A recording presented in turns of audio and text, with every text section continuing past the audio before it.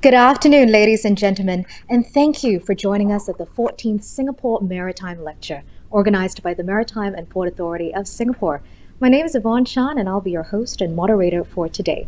The Singapore Maritime Lecture is a signature event at the annual Singapore Maritime Week, where the international maritime community gather to discuss and exchange ideas to bring the sector forward. And this year, we've brought the Singapore Maritime Lecture online to reach a wider international audience. And so we'd like to extend a warm welcome to ambassadors, the IMO Secretary General, maritime authorities, senior leaders, and friends from the industry who are joining us from various locations around the world. Now, today's session kicks off a series of webinars called Maritime Perspectives, which will take place over 3 sessions in September and October. And it's where industry leaders and experts gather to share their insights on decarbonization, digitalization, and trade in a disrupted world. And we hope you will all participate actively in today's conversations. Now, here are a few housekeeping matters to take note of before we proceed.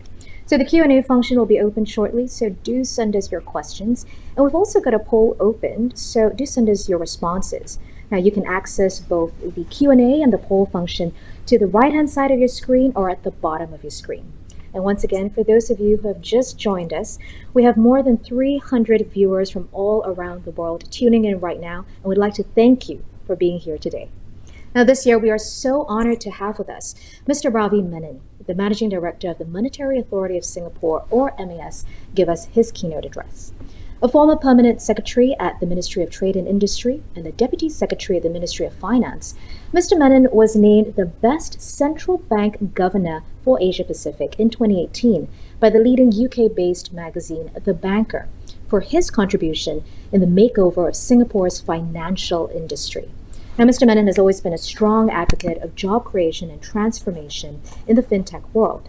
And today, he'll be speaking about building a resilient economy in a post-COVID-19 world. Mr. Menon, please.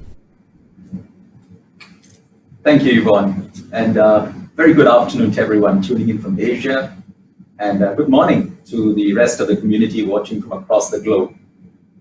Let me thank the Maritime and Port Authority for the opportunity to deliver this Singapore Maritime Lecture virtually. The global economy is facing its worst crisis since the Second World War. The IMF has forecast that the global economy will shrink by 4.9% this year. According to the WTO, global merchandise trade volumes contracted by an estimated 14% in the first half of 2020. And the recovery is not going to be spectacular. Even in its more optimistic scenario, the WTO forecasts that merchandise trade this year will be 13% below 2019 levels. And with over 80% of international trade seaborne, the maritime industry has not been spared. One of the great lessons of the COVID-19 crisis is the importance of resilience. In one of the more popular movie quotes of all time, the boxer Rocky Balboa says, "It ain't about how hard you hit, it's about how hard you can get hit and keep moving forward." Resilience is not just about being strong. It's not even about staying on your feet all the time. Resilience is about getting back up again, even after being knocked down, and to keep moving forward. Today, I'd like to talk about resilience along 4 dimensions. Resilient supply chains. Second, resilient industry. Third, a resilient workforce. And 4, a resilient planet. First, how to build resilience in supply chains. There's a view in some quarters that resilience means onshoring and retreating from global value chains. And certainly with the border restrictions in the wake of COVID-19, there has indeed been some degree of onshoring of supply chains to secure essential goods and services. But it is not practical for most activities to be onshore, and it will be hugely costly and inefficient to do so. There's got to be a better way to increase supply chain resilience. Let me offer 3 suggestions. make supply chains more diverse, make them more flexible, and make them more integrated. Diversified supply chains are more resilient, with multiple sources of raw materials, multiple production locations, and multiple warehouse and distribution channels. The desire to mitigate China concentration risk has led to some diversification of production locations across Asia. Even before COVID-19, firms had started to adopt a China plus one sourcing and production strategy as wage costs rose in China and US-China trade tensions intensified. New production facilities and value chains have emerged in Vietnam, in Taiwan, and to some extent in Malaysia. The pandemic has no doubt added some impetus to this trend. But we do not expect extensive relocation of production out from China in the near term. The bigger force that's diversifying supply chains is the continued rise of Asia's middle class. Middle class consumption patterns are boosting and reshaping intra-Asian trade in goods and services. Supply chains that used to focus on Asian exports to Europe and America are increasingly diversifying to also meet final demand in Asian markets. This means more regional trade routes and regional ports growing in importance. Last year, 12 of the top 15 container ports in the world were in Asia. As sailors navigating choppy waters used to say, we cannot direct the wind, but we can adjust our sails. Well, the wind is blowing towards Asia. Flexible supply chains are also more resilient, where production can ramp up or down in line with changing demand and where alternative routes can be used quickly. In the wake of the COVID-19 pandemic, there is no doubt a rebalancing from just-in-time to just-in-case operations. But while inventories are likely to be somewhat larger going forward, maintaining huge stockpiles is expensive and not the way to go. Smart firms are recognizing the value of flexible supply chains and exploring alternative production possibilities from the stocks that they have on hand. Good example of flexible production lines was seen in France earlier this year, where luxury goods manufacturer LVMH shifted its perfume factories to produce hand sanitizers within 72 hours of the government's call for support. Similarly, factories of Giorgio Armani, Gucci, and Prada were repurposed to produce medical overalls to support the overwhelmed Italian healthcare system. Improved visibility and transparency on shipments can help make supply chains more flexible and resilient.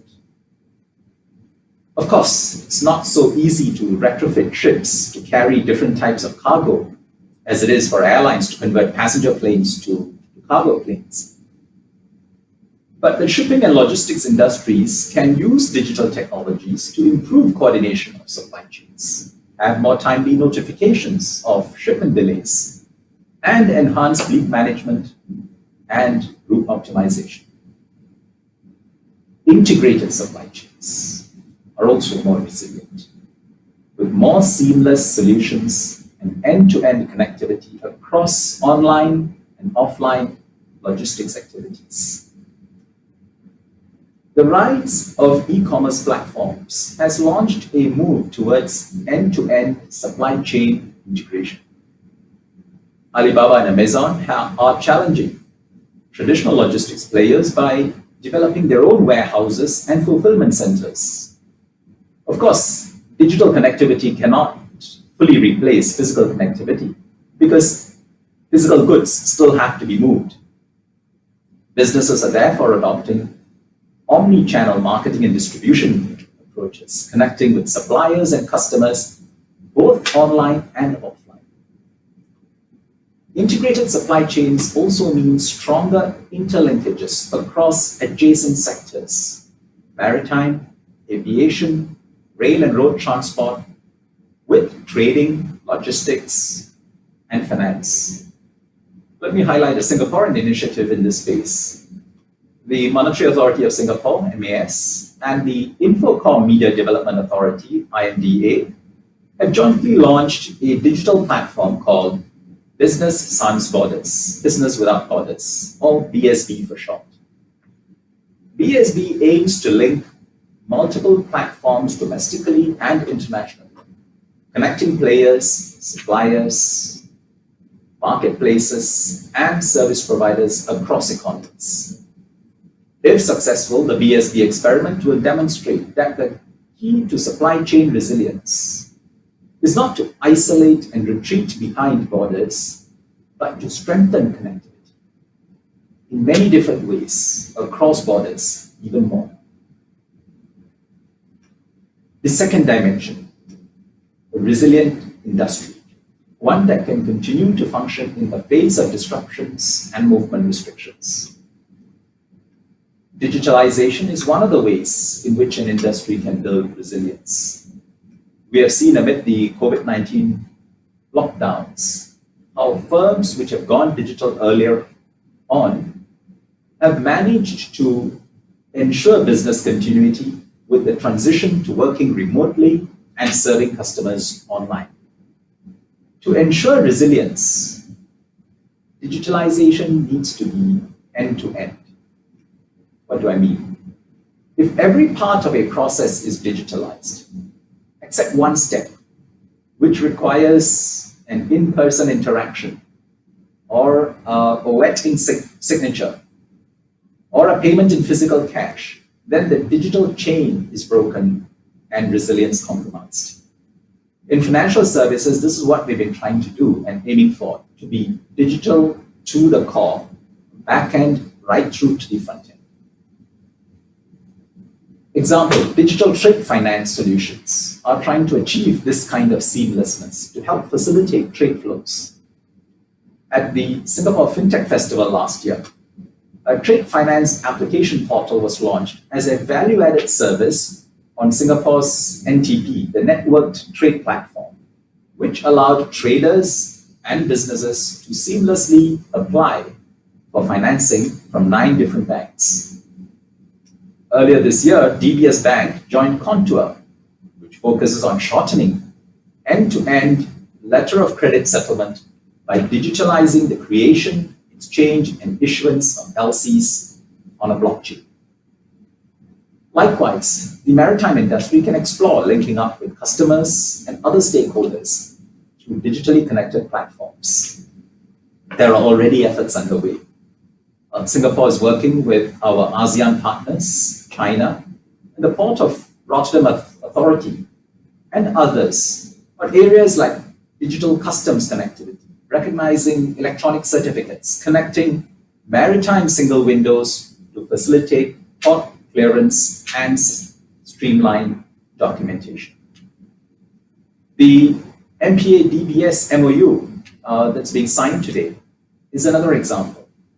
The MOU will support efforts to digitalize financial services and payments across Singapore's maritime industry.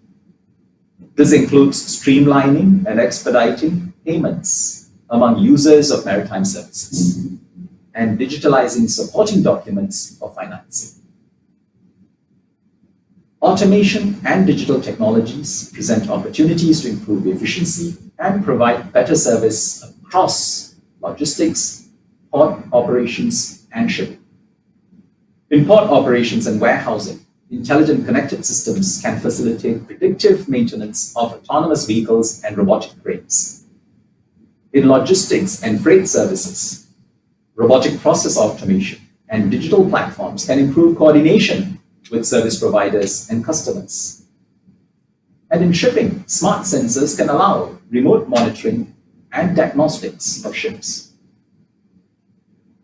Singapore has adopted a multi-stakeholder approach to promote digitalization.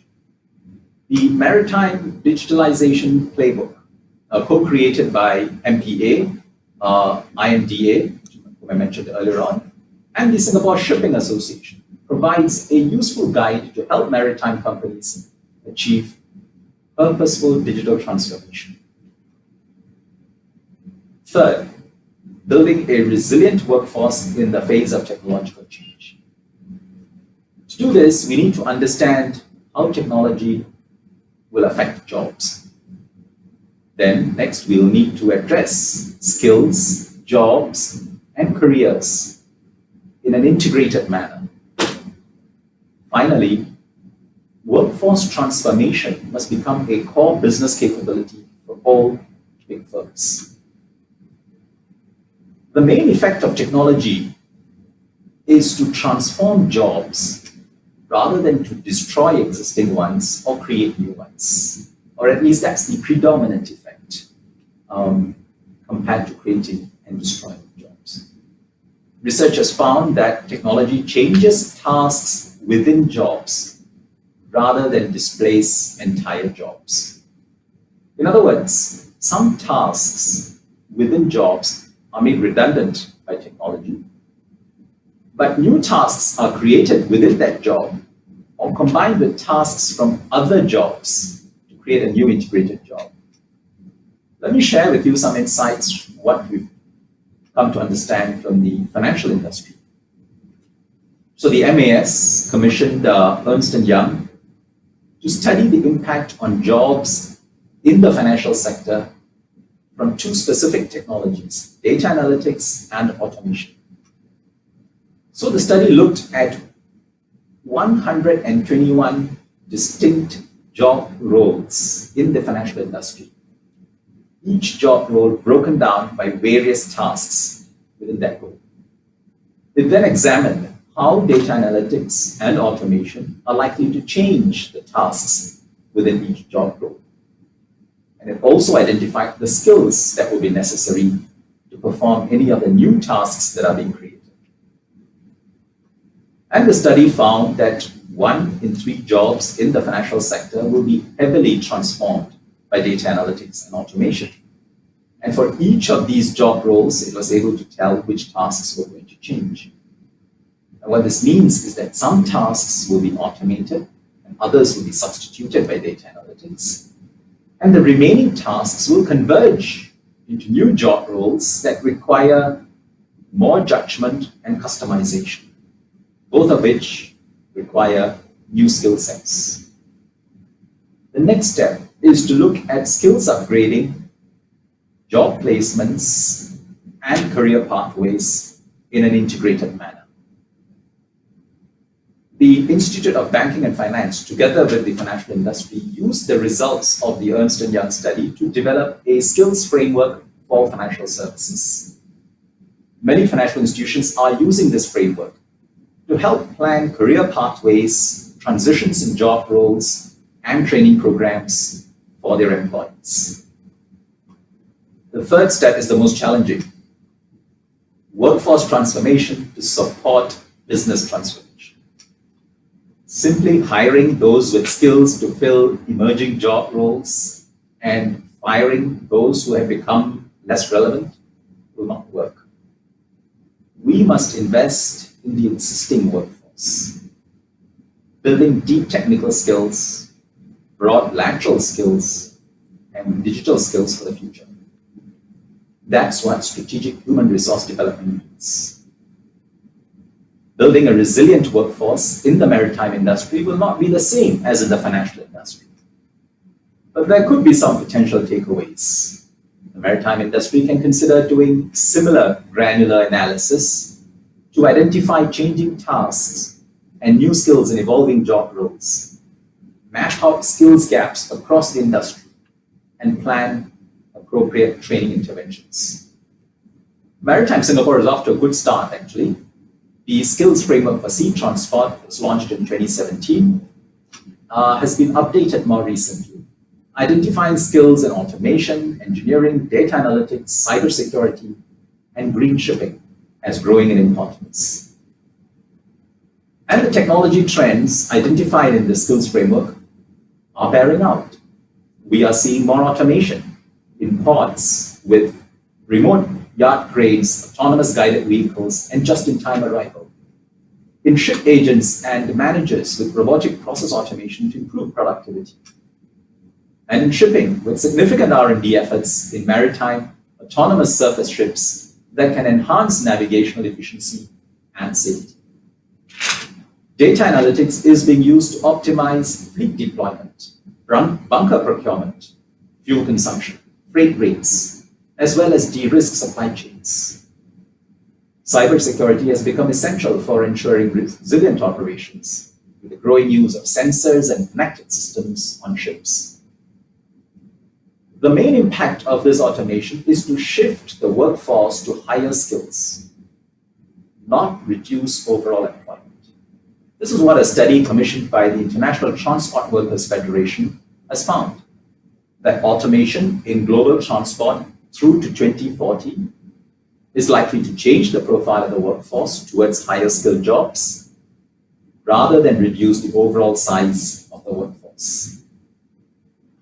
Simulations for maritime transport indicate that although automation will require less seafarers per volume of cargo transported, the absolute number of seafarers required in 2040 will be larger than the current level.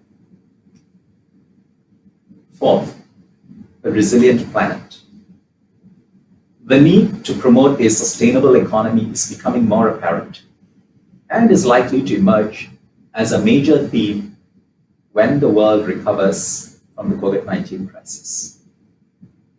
The maritime industry's commitment to lower carbon emissions will be a key element in the industry's strategies in the coming years. The International Maritime Organization, the IMO, has committed to reduce annual greenhouse gas emissions by 50% and emissions intensity by 70% by 2050, compared to 2008 levels. Tighter global regulatory caps on ships' sulfur oxide emissions took effect this year. So MPA has launched last year a Maritime Sustainability Reporting Guide, Singapore's first such sector-specific guide.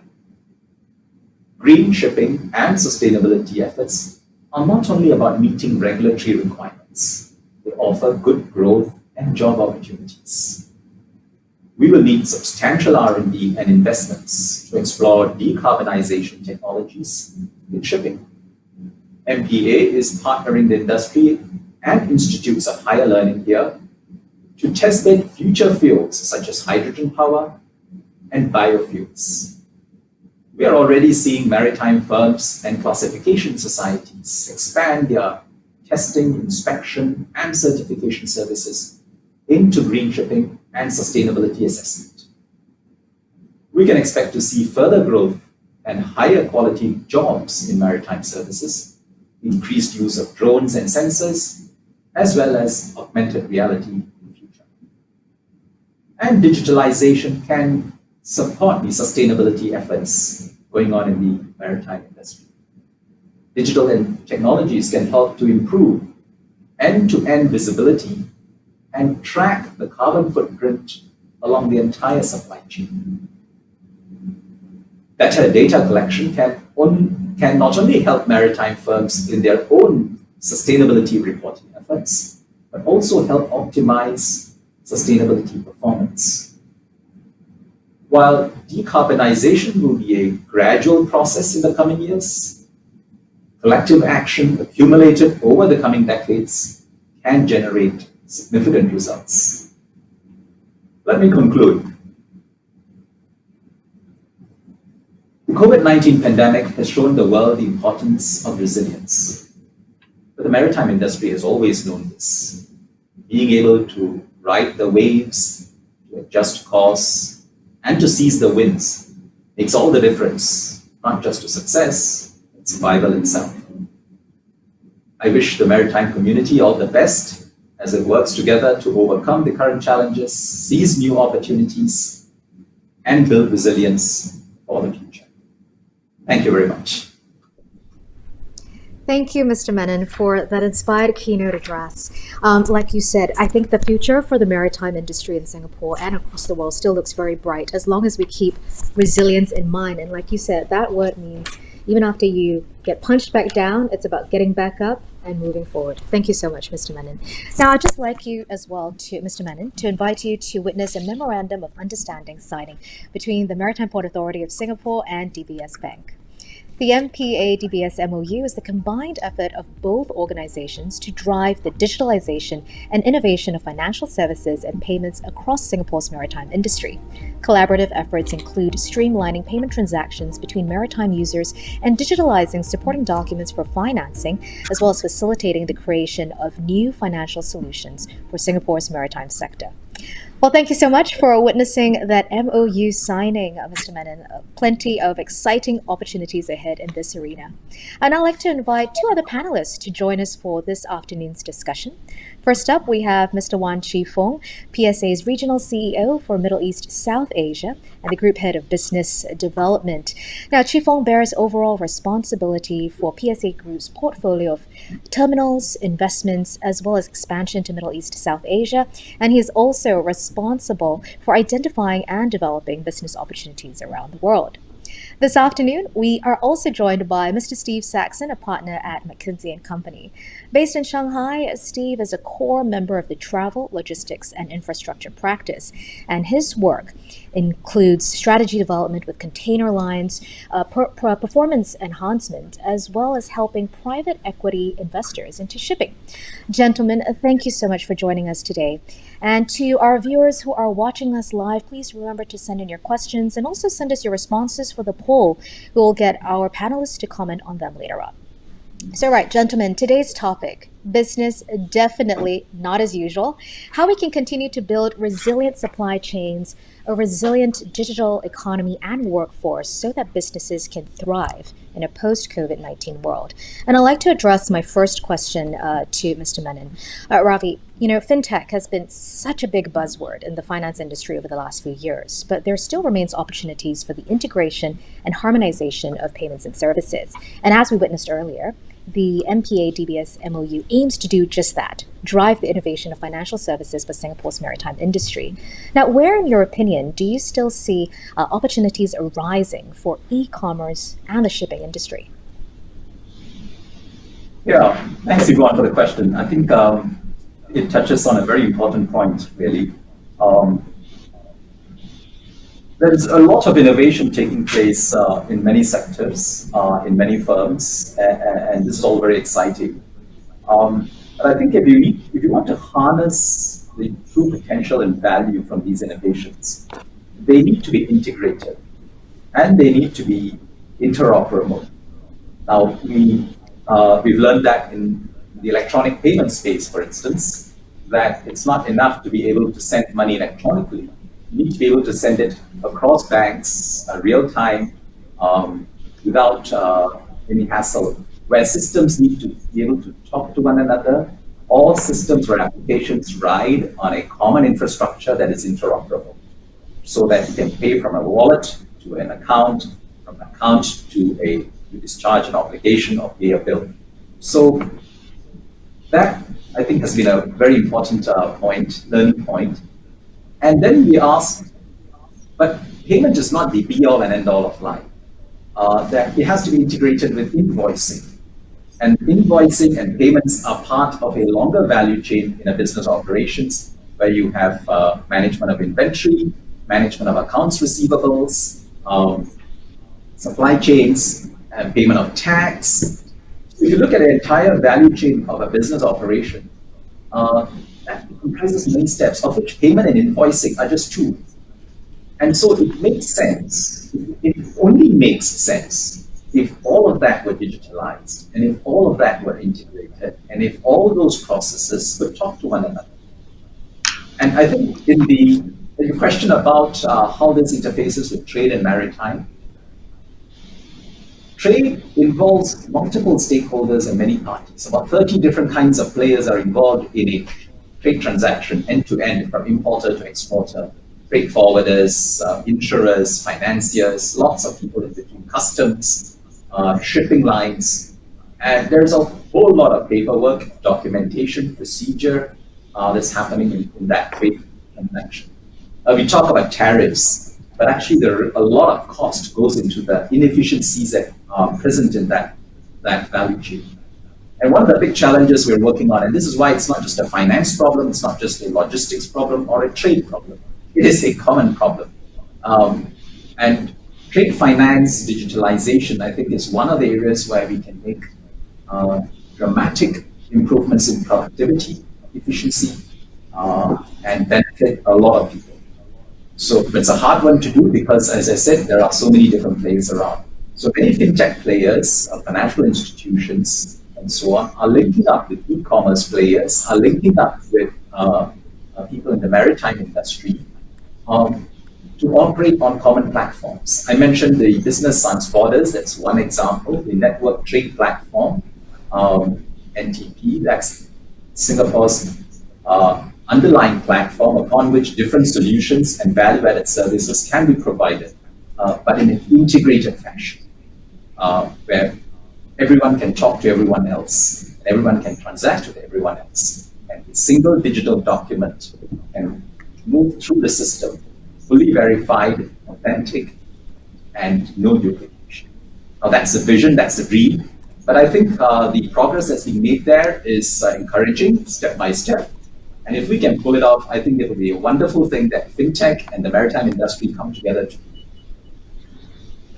Absolutely. Thank you for that, Ravi. I know you made mention of that in an earlier example during your keynote address, where you say if you want to embark on a digitalization journey, you have to make sure you go digital right to the core. So every facet from the beginning to end is covered in the digital interface as well. Thank you, Ravi. I'd now like to bring in Chi Fong and Steve into the conversation. You're both bringing very different perspectives today, even though you're both from the maritime industry. And perhaps we'll start with Chi Fong. Over the last 6 months, we've seen massive transformation in this industry itself. Could you tell us then what major changes really stood out for you? And perhaps, did you see more integration from your lens? And what were the responses like from stakeholders and customers? Chi Fong. Sure. Thank you, Yvonne. And I also like to take the opportunity to thank MPA for the opportunity to be part of this panel. I would say that over the last 6 months, the massive transformation that has stood out for me actually is the openness to reformation. And this mindset shift has actually gotten more viral than a coronavirus. I see the transformation of mindset not only at the level of the corporates and institutions across the maritime ecosystem, but most importantly, at the level of the individuals who are embracing the need for change, embracing the need to disrupt themselves, and more importantly, to collaborate across the ecosystem. The need for greater supply chain resilience and agility calls for reformation of logistics as we know it. The demands are growing for greater integration and intelligence across multiple industry players and markets. And it has been very encouraging to see the openness to reformation spur transformation initiatives for digitization and digitalization of service offerings, not only by PSA, but by many other players in the maritime sector to increase the connectedness of the port and logistics ecosystem. Thanks for sharing that, Chi Fong. Steve, have you been seeing more digitalization happening within the shipping companies that you work with, especially from where you're based in Shanghai? The short answer is yes, but this is a slow journey. And I think all of us in the maritime industry would be the first to admit that we've not been at the forefront of digitizing as an industry. I would like to congratulate MPA and DBS on the Memorandum of Understanding. There's clearly huge benefits through smoother financial flows. That's one small part of the puzzle. We need the customs authorities to be using part of that smooth flow. We need the ports, we need the shipping lines, we need the shippers and the truckers, and all of the ecosystem coming together and exchanging information digitally. The value at stake there is huge. Some work we did a few years ago estimated that the annual losses at around $20 billion a year just through the inefficiencies in communicating across the maritime ecosystem. Like, it's things like the container lines don't always know where the boxes are. There's still emails and EDI, which is sort of 1970s, 1980s technology going on. This is one of the few industries where fax is still used quite a bit. So we have a long way to go as an industry. But I think the technology is there. I think the will is there. And so it's going to be the next few years where really this is going to come together. And that's going to be great news for smooth supply chains and therefore the shippers as well. Awesome. Thanks, Steve. Ravi, just earlier on, you also made mention to building very resilient supply chains, but we also know that COVID-19 has clearly uncovered a lot of weaknesses in these global supply chains, and we're looking more towards some regionalization of these supply chains. What sort of impact have you been seeing that for this regionalization of supply chains on the global economy? Perhaps you could just paint us a bit of a picture there. Well, it's still early days. Most of what, at least most of what I know and what we've been able to observe is anecdotal still. You do get cases, stories about firms reconfiguring supply chains. There is a regional bias to some of this, and as mentioned earlier on, one was related to China concentration risk. But I think the bigger factor is that the destinations or markets for final demand are now increasingly in Asia as well. So that has led to some diversification of supply chains. There are more regional ports, better connectivity now within the region, within Asia. So these are changes that are taking place. And along with that, along the entire supply chain, we'll see some change. At this point, I'm a bit wary of drawing very firm conclusions about how this will pan out in the future, because you have multiple forces at work, the demands for efficiency and so on, but also a heightened sense of needing access to vital supplies, which has its own set of implications. So I think what we're seeing is a state of flux. And we just have to watch how this pans out. Now, of course, these developments and these needs are also driving technological changes. Technology is being developed to better ensure that some of these issues can be resolved. So, short answer, still a bit early days. How the supply chains are going to configure going forward. That's a good heads up to note there, because I know there are some research notes that said there are many benefits from these supply chain regionalization. But Chifeng, how have you seen regional hubs step up to address this problem when a lot more countries started to turn inwards? Thank you, Yvonne. Well, during this period, the supply and demand shocks that arose have certainly been disruptive, but there is a silver lining. It has reinforced the importance of the hub ports, which in general have fared better than gateway port. Just like the hub and spokes of a bicycle wheel, which keep the bicycle going, hub ports have been especially critical to keeping global trade and supply chains connected and moving during this pandemic.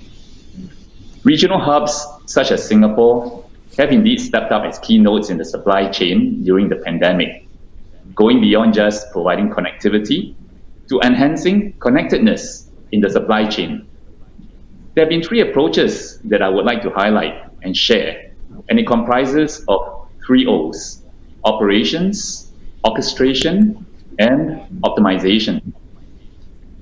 Operations, or more importantly, resilient operations, remain at the core, and we have continued to keep service levels high in our global hubs despite the congestion in gateway ports. And this is thanks to our resilient workforce who have been alongside to overcome the challenges.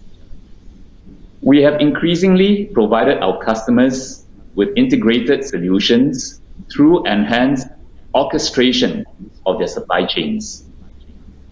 We are also optimizing cargo and trade flows through data and digital transformation. in order to find that right balance between resilience and cost competitiveness in the post-COVID-19 supply chain. You may be curious how the hub ports in PSA's global portfolio have actually stepped up the real examples during this pandemic. Well, prior to COVID-19, PSA had already developed a solution called Advanced Transshipment Management, or ATM, which allowed large cargo owners and shipping lines to use Singapore as a station hub to optimize their supply chains by marrying cargo, regulatory, and financial flows. During COVID-19, when the markets were undergoing severe supply chain disruptions, the importance of such hubs became more pronounced. In Q1, the shipping lines adapted quickly and used Singapore as a hub to stage their inventory and containers bound for China, leveraging the proximity of Singapore and the extensive network connectivity. Some countries also imposed restrictions on vessels and crew from China, but PSA Singapore became a safe haven and worked closely with our shipping line customers and key stakeholders such as MPA to overcome these restrictions. We transship the cargo from China onto fresh vessels and onward to the end destinations with little disruption. Apart from Singapore, our other hubs in Panama and Portugal also stepped up as key hubs to provide resilience to the global supply chain. Thanks, Chi Fong. So those three O's, operations, optimization, and orchestration. So quite a concerted effort on PSA's part to overcome the challenges of the pandemic. Well done.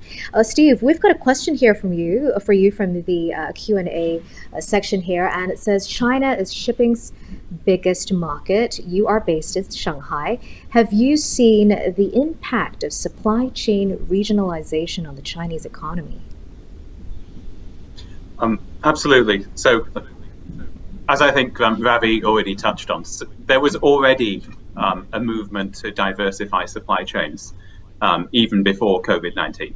I think supply chain resilience is not a new topic. It's been on the agenda of all supply chain managers for forever.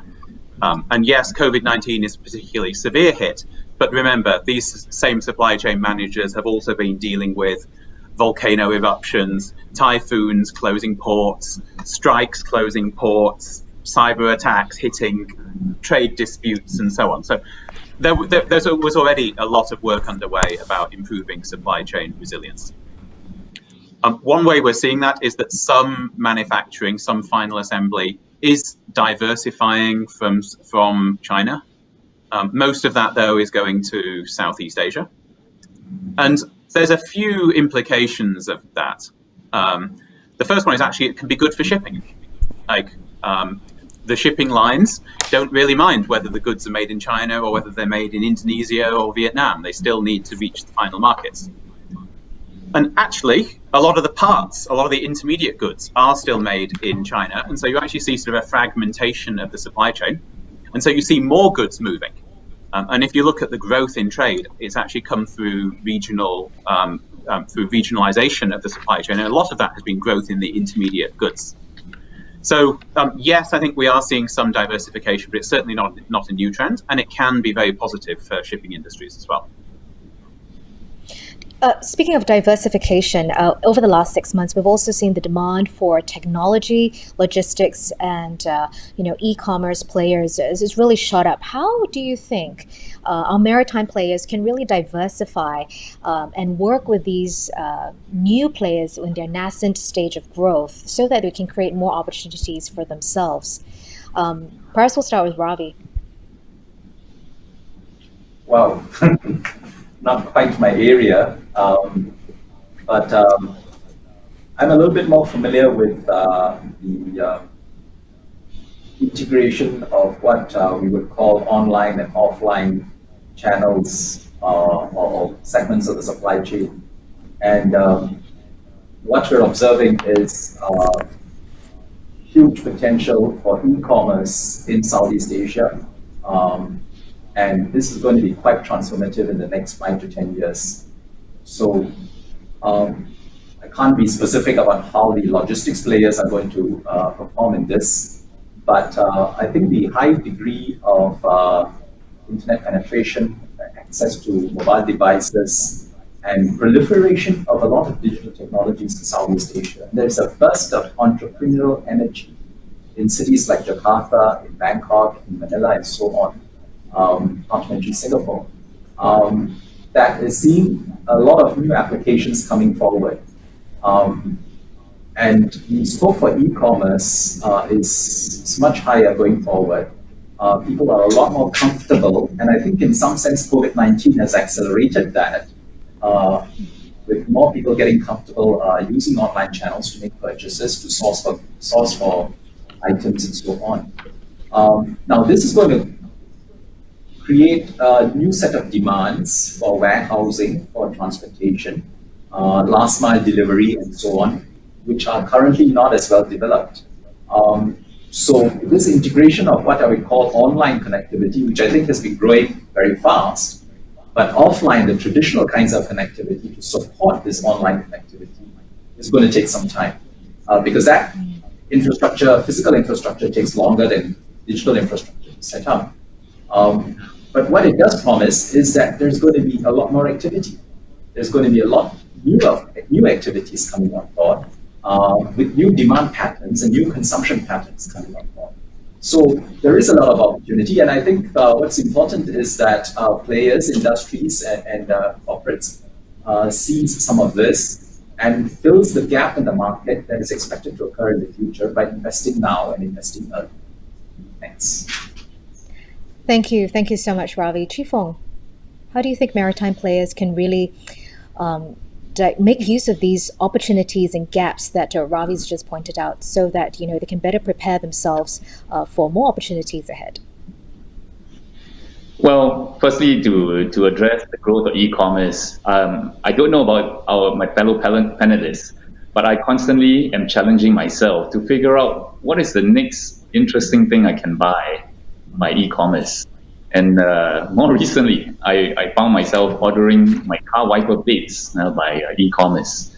But quite apart from the consumer, I think we are also seeing the growth of B2B e-commerce. And as we speak, one of our units is actually working together with third parties to create a platform for regional procurement using a business e-commerce platform. As we prepare ourselves for the growth, there certainly are gaps that we see, because when you mention e-commerce, very instinctively, people think that the goods will be moved by air. However, the pandemic has shown the bottlenecks in the single mode of transport, which is air freight. And air freight costs have not only shot rocket high, but there have been severe delays as well.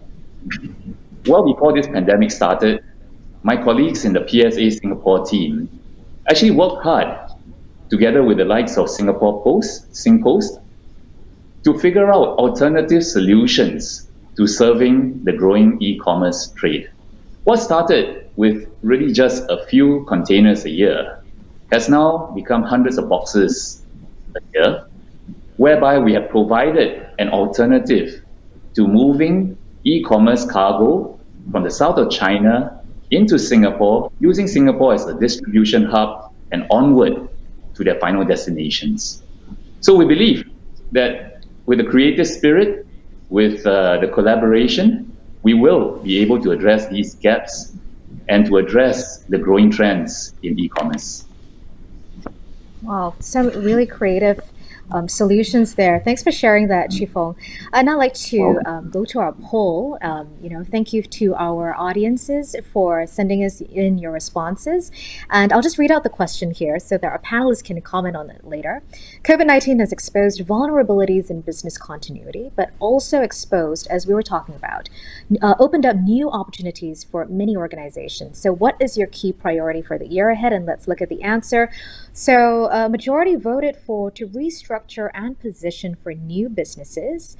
The second most voted one was to accelerate investments in technology and digitalization. I think these two are really, it's a very close fight.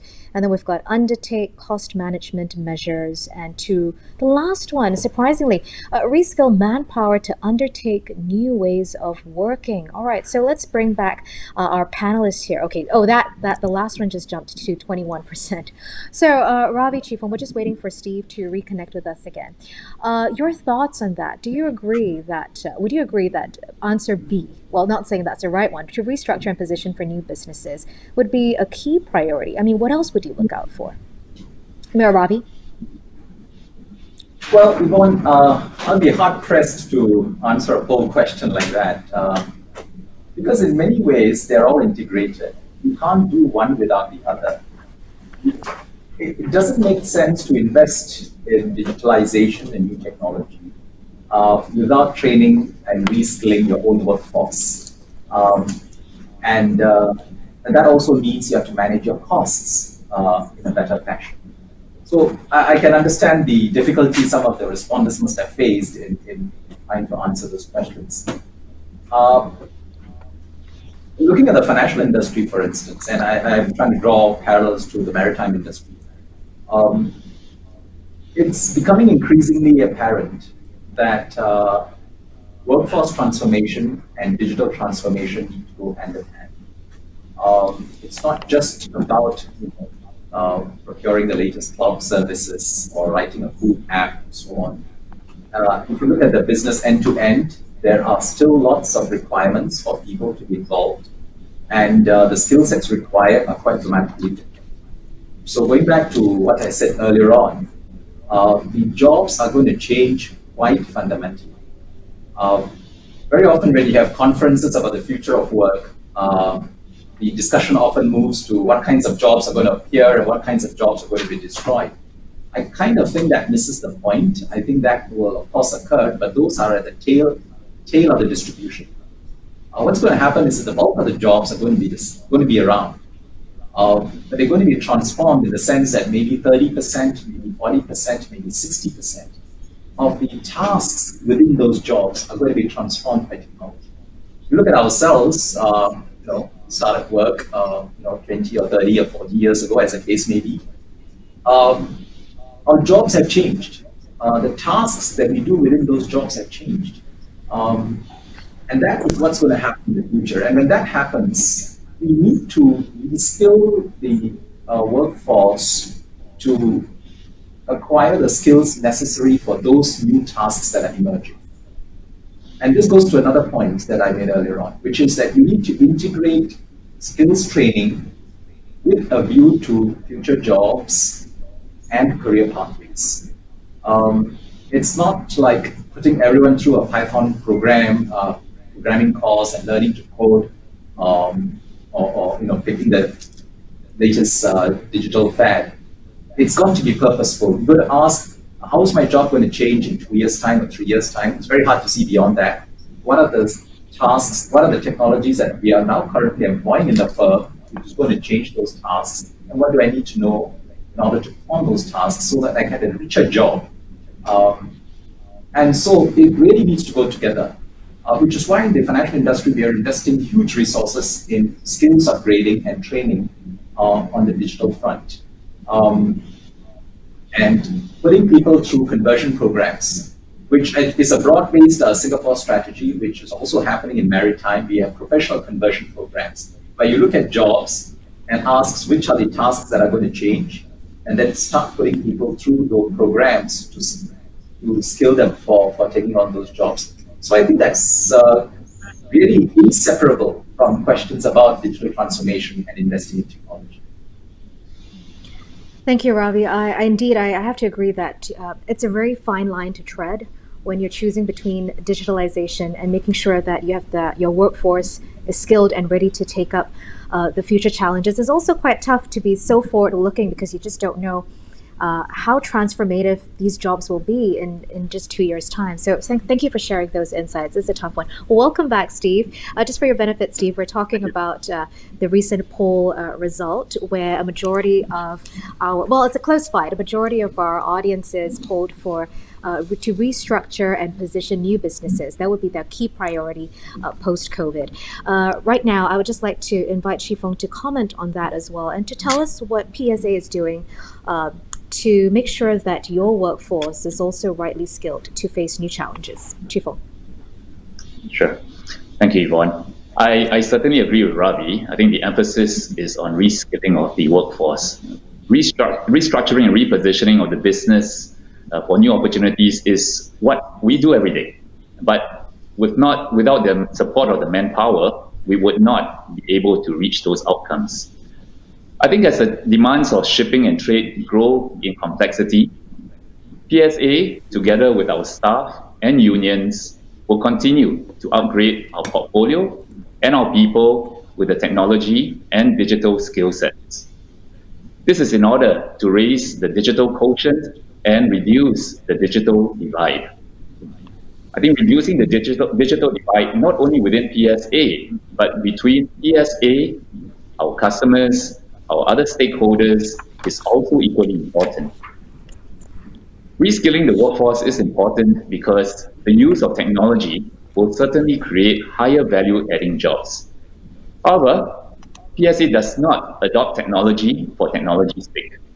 Manpower is still core to the running of port and logistics, and they will be complemented with technology and digital solutions which can bring about tangible benefits such as higher productivity and effectiveness.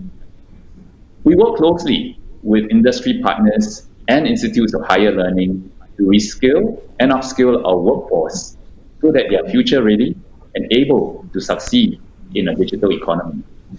This will ensure that our employees stay relevant and resilient in the workforce. Thank you.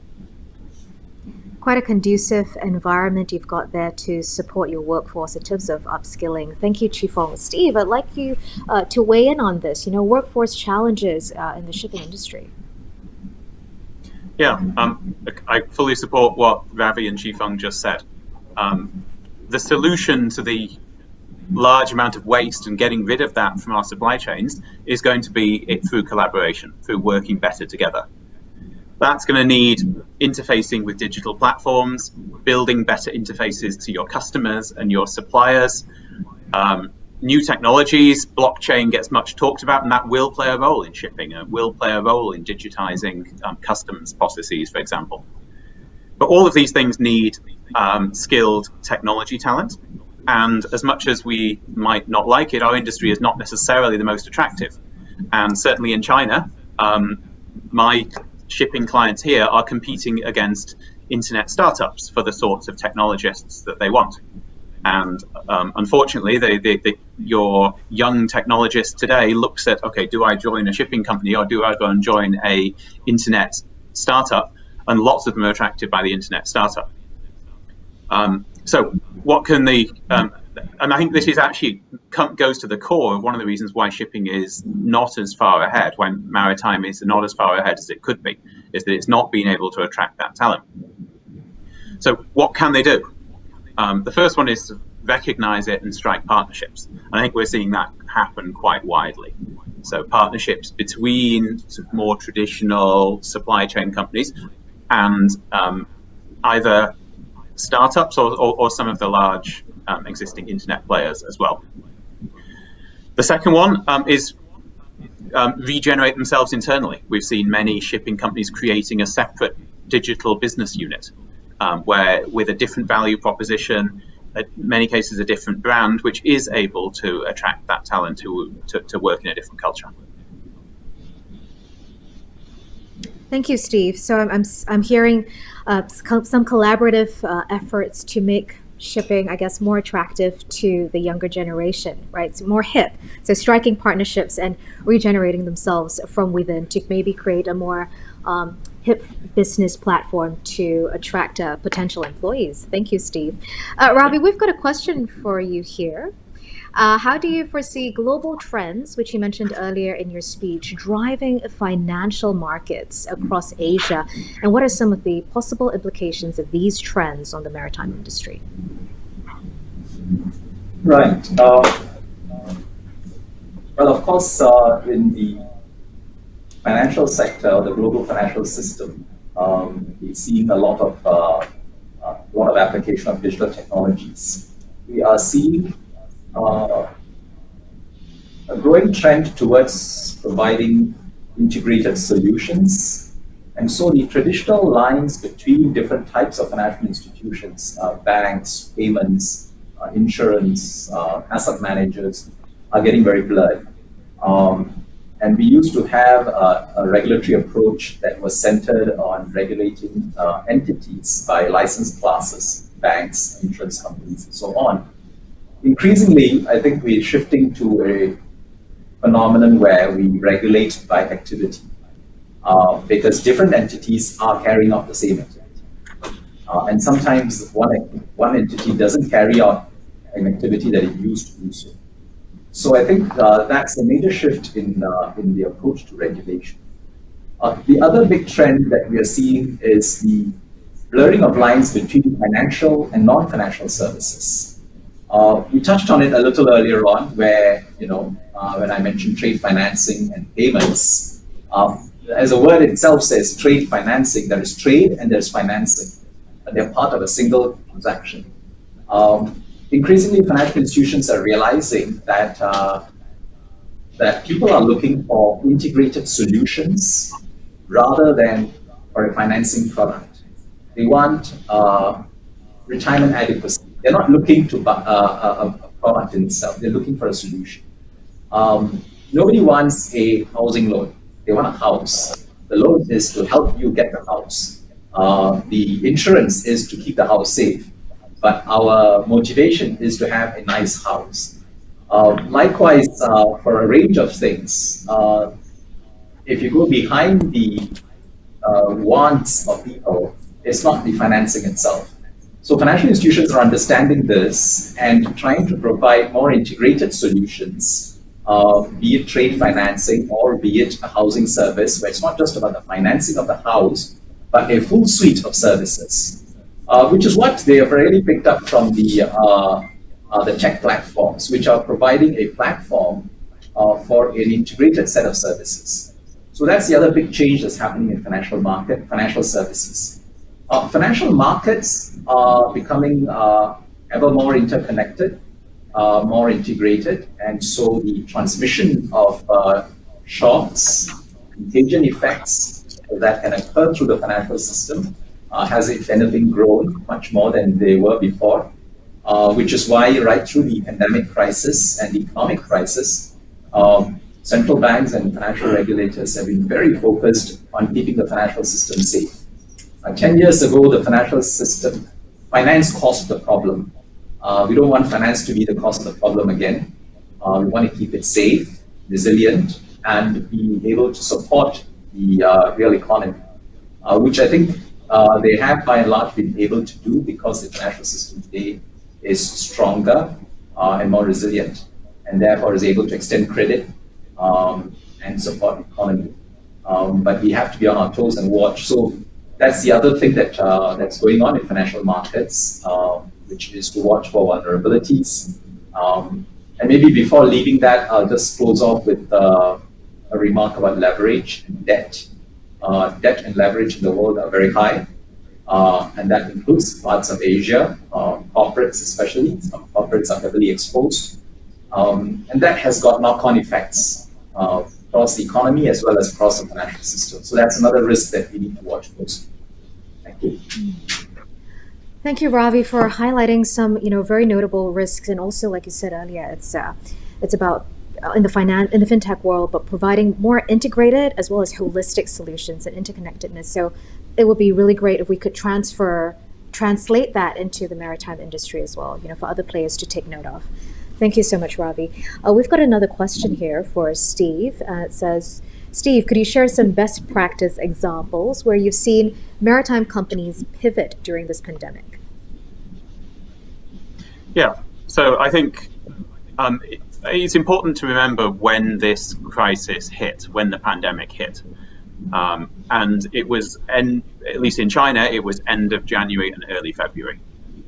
That time is Chinese New Year, and the maritime industry, or at least the supply chain industry, is very highly dependent on migrant labor. Migrant labor typically goes home during Chinese New Year. And so kind of when this crisis hit, the big shock to the supply chains was a supply shock.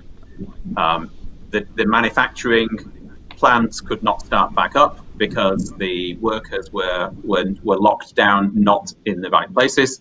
And that also affected the ports as well.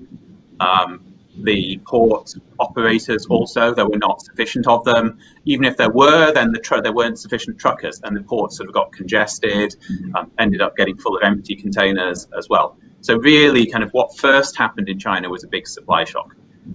There needed to be a pretty quick pivot. The first thing the shipping lines did was they started to try and diversify, as Qifeng talked about, how can we use other ports in the network to decongest some of the bottlenecks.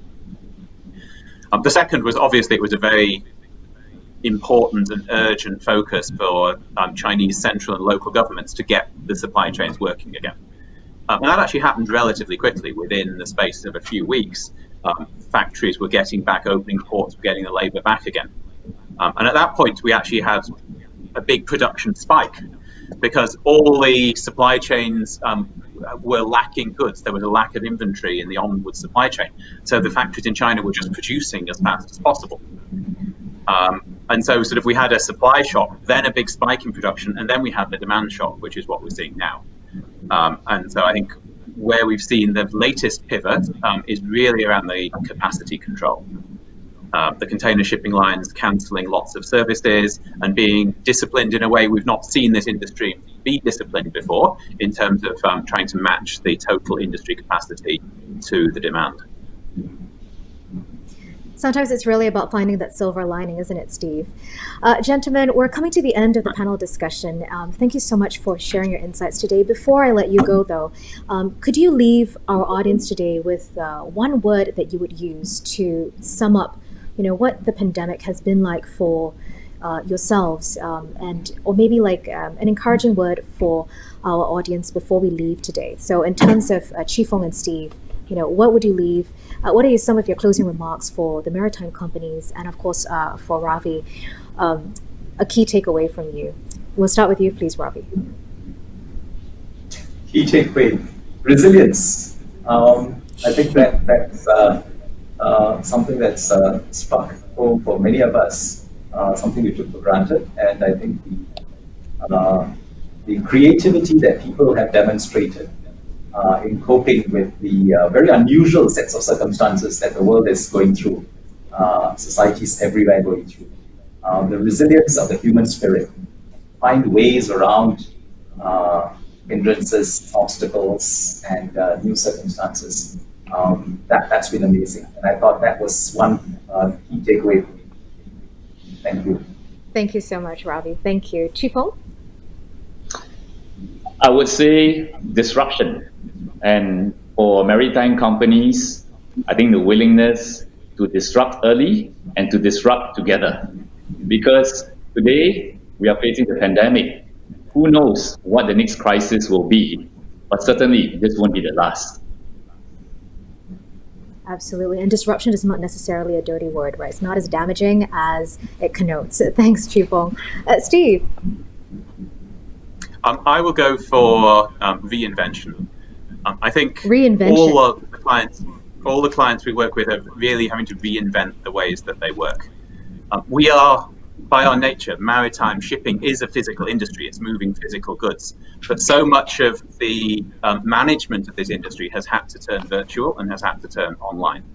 And I'm continue to be incredibly impressed at how our clients and how the industry is managing to keep global supply chains running smoothly at a time when people physically are being forced to stay distant. Thank you, Steve. And there you have it, ladies and gentlemen. Resilience, disruption, and reinvention. Some of our buzzwords from today's Singapore Maritime Lecture. A big thank you to Ravi, Qifeng, and Steve for sharing such candid insights with us this afternoon. I'm sure our participants benefited from the discussion too. Thank you so much. And I also like to extend, thank you.